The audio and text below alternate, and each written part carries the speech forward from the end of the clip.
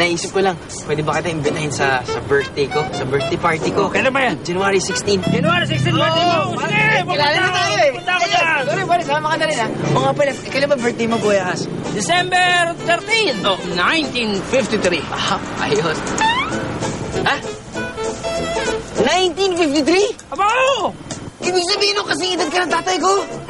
Wow! Ang tanda mo na pala, I mean, matanda na yung edad mo, pero yung itsura mo, batang-bata pa rin. Healthy living ako, tinigilan ko na yung mga bisyo. Sama sa atin. Teka, 1953. OMG! Year of the Water Snake, ang 2013. At 1953, Year of the Water Snake din. Ibig sabihin nun, swerte ka! Yeah! Saan mo yun? Swerte ka, nakilala mo! Hoy! Maraming salamat! Walang problema! Hoy! Hoy, Bandit! Ang swerte mo! Pabili nga lollipop. Hoy, Bandit! Totoo bang ang Year of the Water Snake will be a very bad year? Afraid Aguilar! Ayon sa Chinese astrology, ang Year of the Water Snake ay pinangungunahan ng mga elementong tubig at apoy. Dahil magkalabang elemento ang tubig at apoy, tulad ng mga nakalipas na Year of the Snake ay maaring magulo at maraming pagsubok daw na ihahatid ang taong 2013. Mapapansin mo sa laro ng elemento is tubig at apoy, hindi magkasundo. So it means it cause aggravation, away, could be pang-usaping pang-bahay, pang-pamilya, pang-kapatid. Sinisimbolo ng ahas ang pagiging tricky o mapanlinlang. Dapat daw ay handa tayo sa biglaang tuklaw o unos na dala nito. Aray ko!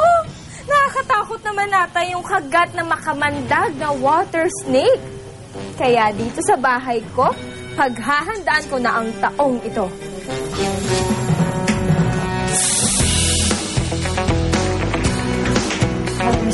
Water snake! Ay! Huwag nanakaw! Sino ka? Sino ka? Mga kapitbahay! Teka, Luis, kung ito, pagagandahin natin ang 2013 water snake mo. Ayaw mo ba nun? Talaga? Mula sa salitang feng, na ibig sabihin ay hangin, at shui, na ibig sabihin ay tubig. Nagsimula ang feng shui sa China halos 5,000 years ago. Una itong ginamit sa paghahanap ng tamang libingan para sa mga namayapa na at magdala ng swerte sa mga kaanak na naulila.